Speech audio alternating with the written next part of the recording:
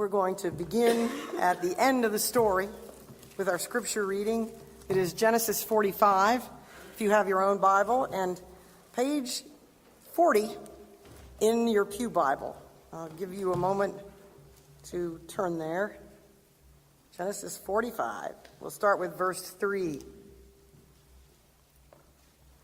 Such a great story.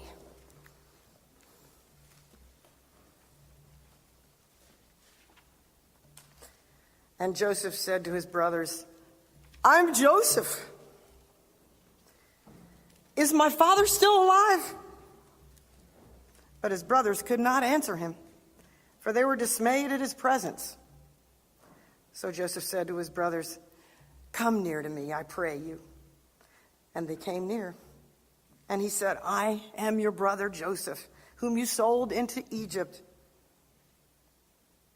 And now do not be distressed or angry with yourselves because you sold me here. For God sent me here before you to preserve life. For the famine has been in the land these 2 years, and there are yet 5 years in which there will be neither plowing nor harvest. And God sent me before you to preserve for you a remnant on earth, and to keep alive for you many survivors. So it was not you who sent me here, but God. And he has made me a father to Pharaoh, and lord of all his house, and ruler over all the land of Egypt. Make haste, and go up to my father, and say to him, 'Thus says your son Joseph, God has made me lord of all Egypt. Come down to me, do not tarry. You shall dwell in the land of Goshen, and you shall be near me, you and your children and your children's children, and your flocks, your herds, and all that you have. And there I'll provide for you. For there are yet 5 years of famine to come, lest you and your household and all that you have come to poverty.'" Also one verse from Luke, chapter 6, verse 37, Jesus said, "Judge not, and you will not be judged. Condemn not, and you will not be condemned. Forgive, and you will be forgiven. Give, and it will be given to you, good measure, pressed down, shaken together, running over, will be put into your lap. For the measure you give will be the measure you get back." May the Lord bless us in the reading of his word.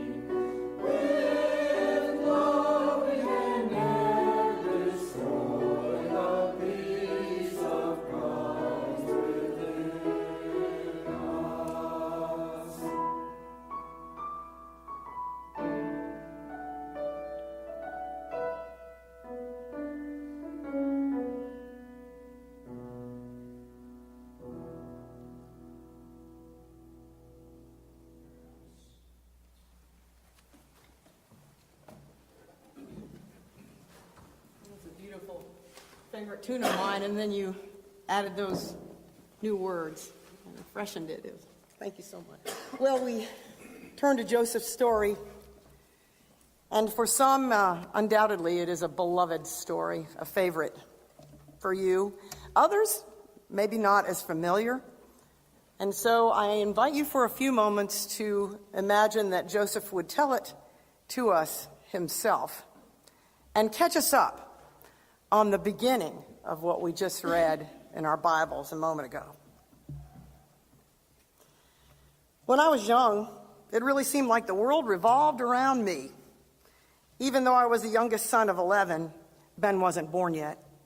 I was my dad's favorite, and in his eyes, I could do no wrong. But believe me, I did plenty wrong. Honestly, I was a little brat. My dad had created a monster, a tattler, a big talker. He even gave me this special coat, and I strutted around in it like I was king of the world. On top of that, there were the dreams.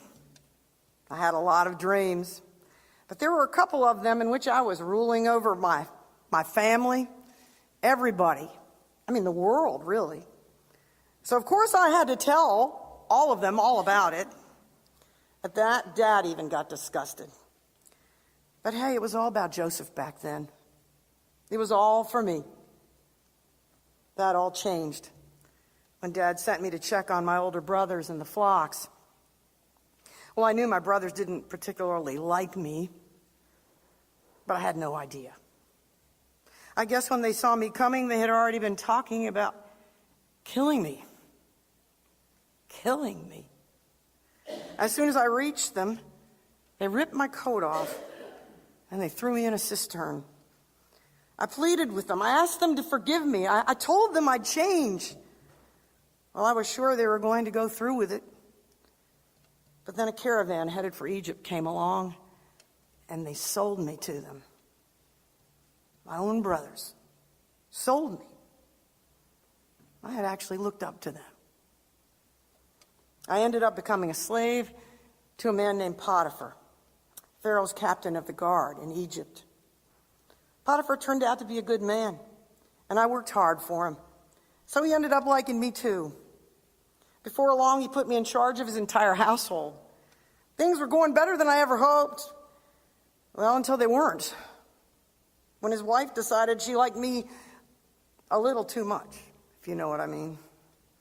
I wouldn't return her affection, so she turned the whole thing around and accused me of trying to have my way with her. That's when my life hit a new low. Potiphar, who I thought was my true friend, who must know that I could never do that to him. No, he believed her and threw me in jail. I felt like I was in the cistern all over again. I spent my time mostly praying, crying, wishing I was dead. But after what seemed like an eternity, I realized that God was helping me again, because the warden began to like me too. Here was a second master who actually befriended me. What do you know? I could be likable if I wanted to. As with Potiphar, I worked hard for the warden, and he put me in charge of his jail. And believe me, that's a lot of trust. You know, it's ironic how the kid who never had to work for anything was sold as a slave, only to discover that he actually could like work. I mentioned those dreams I had as a kid. Well, I also had a God-given gift for interpreting them. One day, 2 of Pharaoh's servants were thrown in jail with me. Soon after, they both told me about some strange dreams that they had had. Well, God once again told me what their dreams meant. And in a couple of days, all that God had revealed to me came true. But Pharaoh's cupbearer, who had promised to help me when he was restored to his position, well, he went back to work and he forgot all about me. So more time passed in jail. It seemed I'd never get out. I wondered how it would all end. Sometimes I'd think about my childhood and what my brothers did to me. I wondered what they told my parents had happened to me. I figured Mom and Dad must think I was long dead by now. I wondered if they ever thought about me anymore. But not my brothers. If they ever thought of me, they must have had a good laugh. Still, I tried to put them out of my mind. And my life wasn't that bad. The warden was my friend. God had surely blessed me with that. Well, then came the day when everything changed. Pharaoh had had some terrifying dreams, and none of his counselors could tell him what they meant. Finally, his cupbearer remembered me. So I was brought to Pharaoh, and he told me all about his dreams. Again, God revealed their meaning to me, and I explained them to Pharaoh. They were both about what was going to happen in the next 14 years. 7 years of huge harvest coming in, followed by a famine. I assured Pharaoh that this was absolutely going to happen, and that he should put someone in charge of gathering up the surplus food for when the famine came.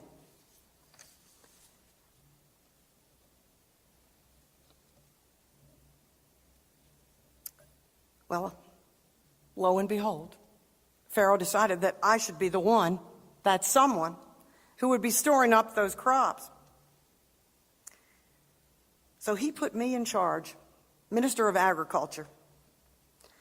I mean, really? I'm a prisoner in his jail, and Pharaoh makes me second in power over all Egypt? Only God could do that. Soon after, Pharaoh gave me a beautiful wife. Asenath was her name. And we had 2 sons. After all those years of struggling, I was on top of the world again. And for 7 years, the harvests were huge, just like God had said they would be. But eventually, as God had warned us, the famine came. But of course, we were ready. Soon, people from all over the region came to me to buy food. Well, you'll never guess who showed up one day. I remember it as plain as day. This group of men from Canaan walked up to me to buy food. I glanced up at them. They were obviously Hebrews. Then one spoke, and I looked again. They were my brothers. I can't put into words all the rush of emotions I had when I saw them. But thankfully, they didn't recognize me at all. Why would they? I was an Egyptian leader they were bowing down to, just like in my dreams of so long ago.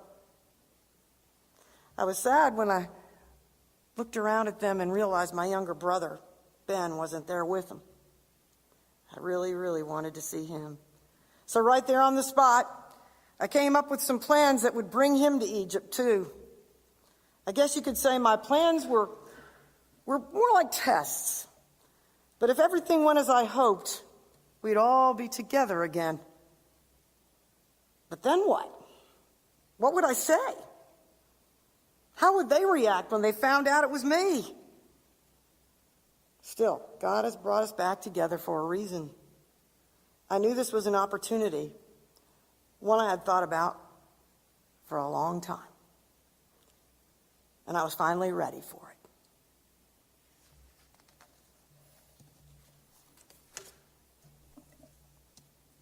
Joseph, he went through a lot of pain.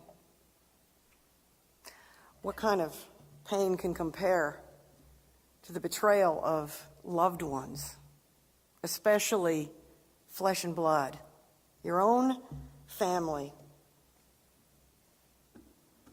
And then as a result of that first horror, so many other things, so many extreme ups and downs, so many literal and figurative pits of despair for Joseph. I remember back in seminary, we had to all write a spiritual autobiography. And when mine came back, my professor said, "Susan, pain, though we don't like to admit it, is so much more creative in God's hands than pleasure." How grateful I am that you have seen that in your life. But it's hard to see that, isn't it? Especially when we're going through it. I would just like for you to think with me for a few minutes about what Joseph generally learned from his experiences of pain. First of all, he learned to be dependent on God.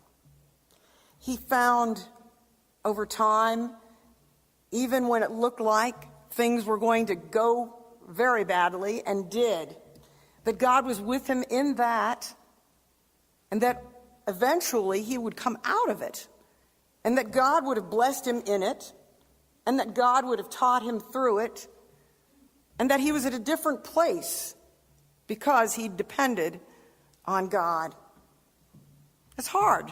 It's hard when we're struggling, when we're afraid. We don't know what to do. To depend on God.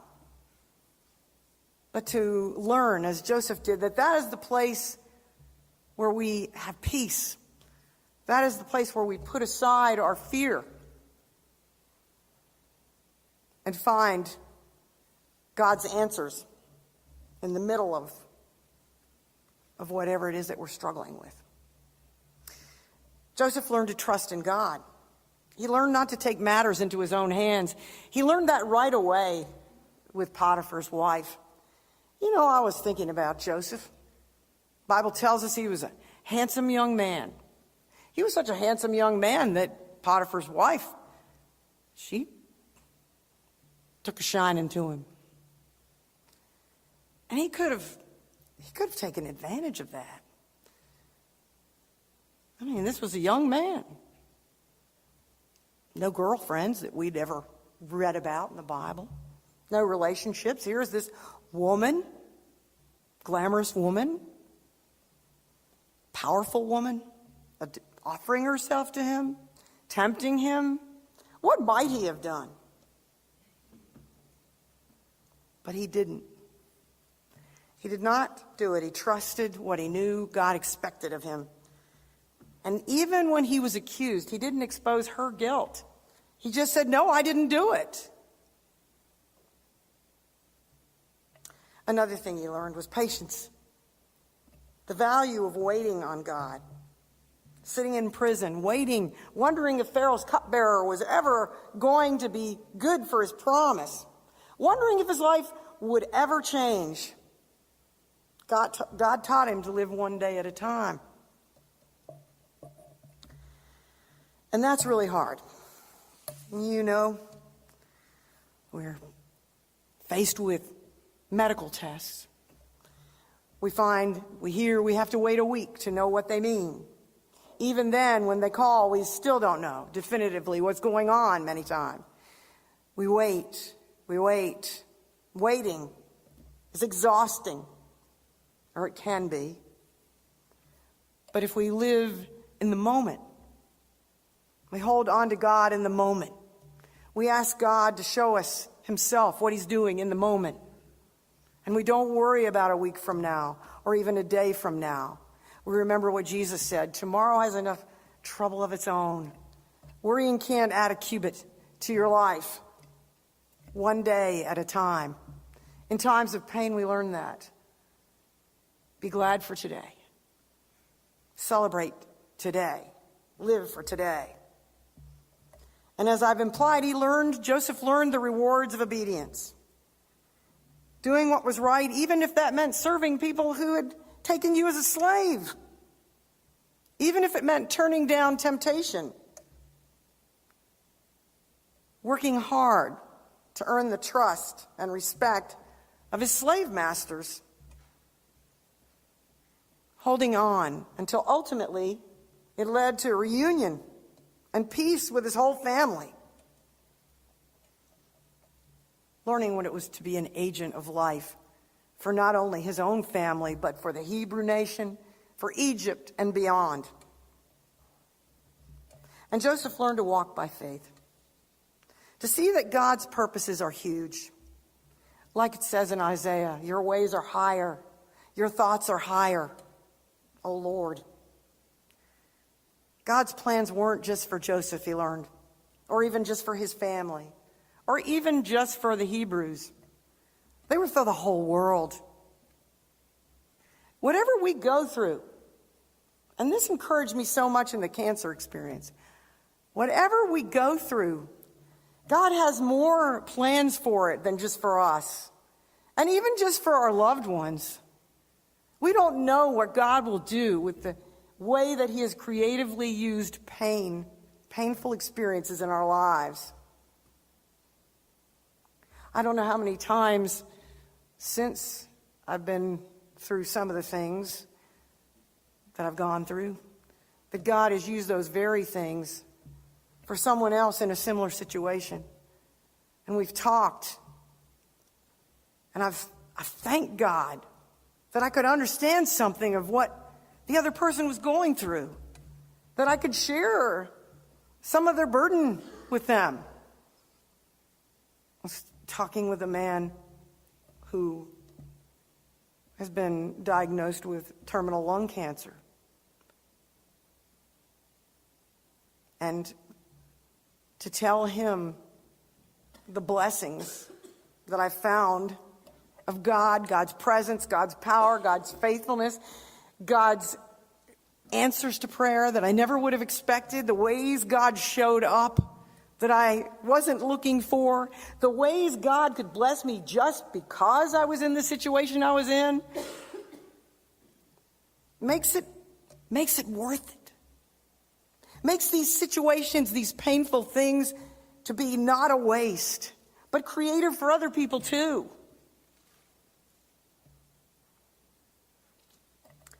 God has bigger plans in whatever God is doing than just for you and I.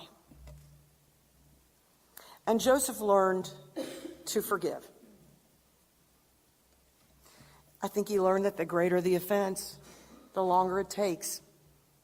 The difference between a scratch healing and a deep, deep wound. Joseph and his brothers, his family, they all needed time for that deep wound to heal. And Joseph learned that forgiveness takes two. But how do you forgive brothers who are far away? You can't talk to them. You can't work it out. Well, the two that it takes is you and God. We begin by submitting ourselves to God, by being real with God, allowing painful confrontation, thinking about our own part in whatever has gone on that has brought a schism between us and someone else. And we remember that we're not perfect. And then as we're real with God, we also determine that when the time comes, we will be real with the offender, or else nothing good is ever going to be able to happen.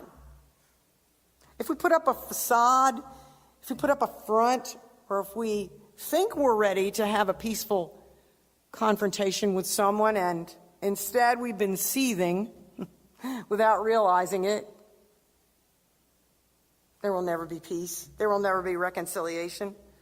Joseph heard his brothers as they confessed to him, not knowing who he was. He heard their agony of guilt. And Joseph let go of his deep pain and just cried and cried. He showed them that their cruel act still had power, but he wasn't going to use his power as a ruler to hurt them. No, he was going to invite them closer, not send them out or throw them in prison or retaliate in any of the ways he could have. We listen to the Spirit reminding us that while we were yet sinners, Christ died for us. Some of the greatest opportunity that we'll have to become more like Christ is to practice the forgiveness for people who will never remotely be interested in receiving it from us. Would Joseph ever see his brothers? Did he hope to? I believe he did. I believe God, as we can see in this story, was working that whole time toward this resolution in his family. And so we, in the meantime, give the whole situation to God. We give the offense to God. We give the offender. We give our hurt and pain as often as we need to, knowing that Christ understands what special pain it is to be hurt by those you love, to be betrayed. And we cease striving to know that he is God. So we don't talk about it. and obsess about it and talk to others about it and to continue to reopen the hurt we feel. Joseph had so much hurt he could have nursed. I mean, his own flesh and blood wanted to kill him, would have killed him. But the story shows us that he puts that behind him. Sometimes we, like Paul wrote, we have to, minute by minute, ask God to take those thoughts captive, taking every thought captive in obedience to Christ, not letting these things eat us up, take us over. No, we trust God. We trust God for his timing and resolution. We trust that God is at work both as to what needs to happen and when it needs to happen. And we just keep going forward in trust, knowing that, asking God to help us stay the course, ready to do God's will in the situation by doing God's will today. So we go forward in hope, and throughout all, we love our enemies by praying for them. Joseph told his family, his brothers, God sent me before you, literally in the Septuagint, in the Greek it reads, for life. For life. God sent me ahead of you for life. He was saying that even though their intentions for him were death, that God's were for life, for all of their lives, and for beyond them into a world. So instead of being for Joseph as he began, he became one of God's for life, having truly forgiven his brothers to the end of his days. So I ask you, is there someone that you're thinking about today in regard to this story? What do you need to do? And I ask you this. Have we come in a place in our lives where we believe that whatever happens, whether God causes it or God allows it, that God has allowed it for our lives?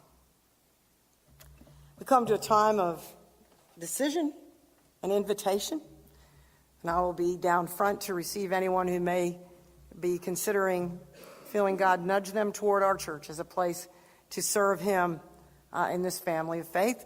Maybe you have another decision that you need to make public that God is urging you to make. May we all make the decisions at our pews that God is leading us to make as he speaks with us during this time.